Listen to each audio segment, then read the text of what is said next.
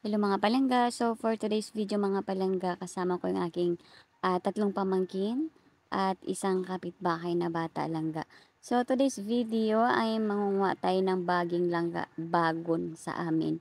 Kasi nga gagawa kami ng tau-tauhan dun sa aming palaisdaan langga, no. Kasi namomroblema kami tuwing hapon or gabi langga, maraming dugwak. Yung dugwak na yung langga ay para siyang ibon or ibon talaga ngayon.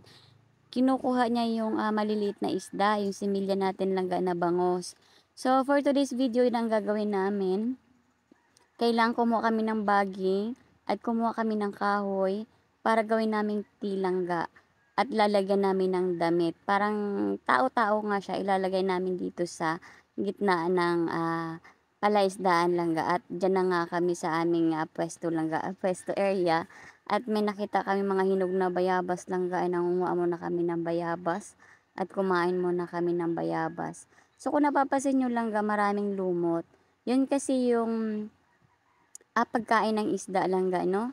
Ang ginawa diyan namin langga, nilagyan muna namin ng fertilizer para magiging, lumot siya at 'yun ang magiging pagkain ng ating, isda at 'yan na nga, pinutol ko na nga yung ipil-ipil. Yung ipil-ipil langga ay puwede rin natin yang pagkain ng baboy. So, ako na nga nagkamay diyaan dahil sabi ko para mabilis yung trabaho.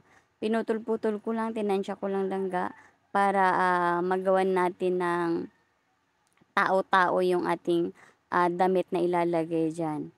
So, parang pambitag ba siya langga ano, para matakot yung ibon na akala ay tao, wala nga lang ulo. Pero curious lang 'yan kasi meron talagang ibon na tatakot diyan langga at maraming gumagawa ng ganyang diskarte. So, ayun na nga, nakagawa na nga tayo ng isa. So, at 'yun nga gumagawa din sila langga 'no, dahil nga sabi ko ilalagay natin, medyo magkahiwa-hiwalay tayo para at least, hindi sila pupunta sa palaisdaan at matatakot sila.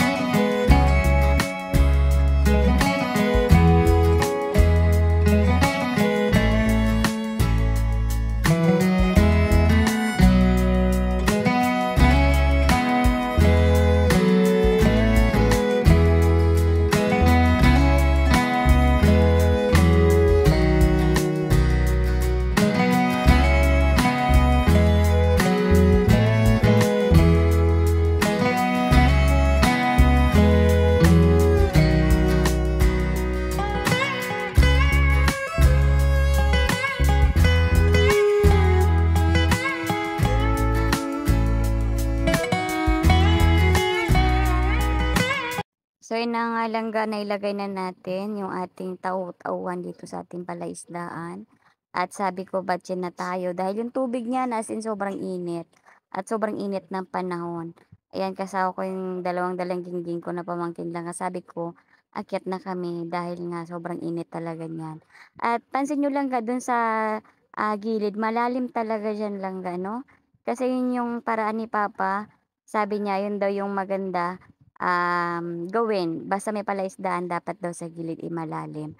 So yun na nga, nakaplastar na nga yung ating panakot sa ibon langga at yung mga damit na yun langga ay hindi na namin ginagamit yan. So pinili namin yan sa damitan namin, sa mga lumang damitan at nilagay namin diyan dahil hindi naman namin na magagamit. At ilang piraso lang yan langga, parang 4 lang yan. So ayan na nga, hindi ko alam paano naisip ng aming kapitbahay langga. pinasok niya kay ulo diyaan ay abnoy. So yun na nga, nakakatawa.